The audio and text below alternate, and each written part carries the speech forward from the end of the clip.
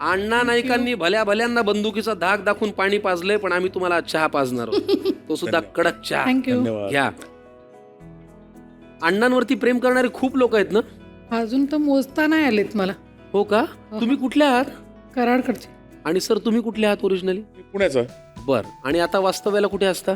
पुण्यातच असतो. बर. पूर्वी वाड्यावर राहायचो, आता वाडा सोडला आणि बाणेरमध्ये राहायला आलो. आणि आता कामानिमित्त साताऱ्यात असतो. हिच्या जिल्ह्यात गेलोय आता परत. क्या बात. प्रेम. हा. कामाचं प्रेम त्यांना तुमच्या जिल्ह्यामध्ये घेऊन आलंय. हो, साताऱ्यात शूट म्हणल्यानंतर लगेच चला म्हटलं आपल्या सासूरवाडीलाच राहावं आता जाऊन. किती छान. वा. त्याच्यामुळे पुणे, मुंबई, सातारा असं चौफेर वावर आहे. चालू. बरोबर.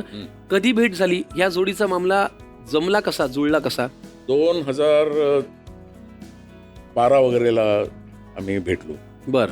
आणि 14ला आम्ही लग्न केलं. आमचं सेकंड मॅरेज आहे. बर. आणि तिच्या एक मैत्रीण, माझी एक मैत्रीण, म्हणजे कॉमन मैत्रीण आमची थोडक्यात, हिला तिने सजेस्ट केलं की असं असं आहे बघ तू. तिला की नाटक वगैरे काही बघायची नाही. बर.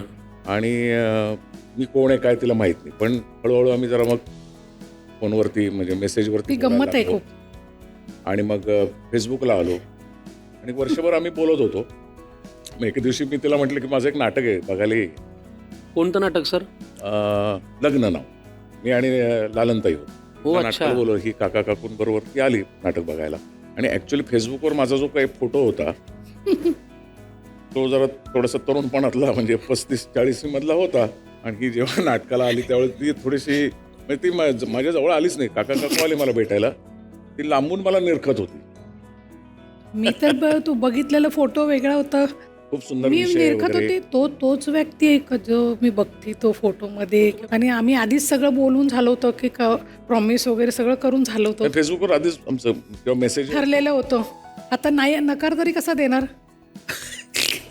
टिप क्रमांक 1, सोशल मीडियावरती लावलेल्या फोटोपेक्षा तुमचा ऍक्च्युअल चेहरा वेगळा असेल तो सोशल मीडियावरतीच लग्न ठरवून टाका, म्हणजे भेटल्यानंतर परत नाही म्हणायचं चान्सच नाही. चान्सच नाही. नाही क्या तसं बात. म्हणू तसं आमचं शकत नाही. थोडक्यात झालं. तसं झालं. हा, पण नंतर तिने ते एक्सेप्ट केलं की नाही ठीक आहे. क्या बात आहे. आणि मग लगेच 2014ला लग्न झालं.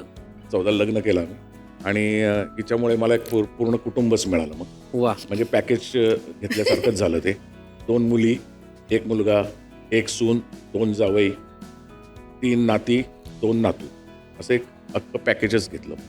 फार भारी. तुम्ही आजपर्यंत त्यांची बरीच व्यावसायिक नाटकं पाहिली असतील, मालिकेमधलं काम पाहिलं. तुम्हाला कुठलं जास्त आवडलं? रात्रीच खेळ चाले. अण्णा नाईक. काय आवडायचं अण्णा नाईक मध्ये? काय आवडायचं? बायकांच्या मागे लागतं ते.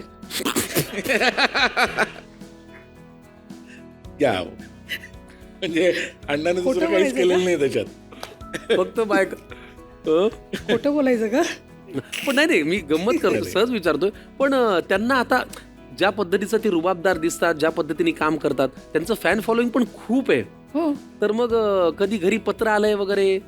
बघून दिलं तर पत्र दिसेल ना. फोनला जर हातच लावून दिला नाही कधी, ते पत्र कसं दिसणार? त्यांच्या फोनचा पासवर्ड तुम्हाला माहित नाही? बिलकुल नाही. तो फोन उलटा असतो, त्याला हात लावायची हिंमत कोणाची आहे? मी माझंच वर्णन ऐकल्यासारखं वाटतंय.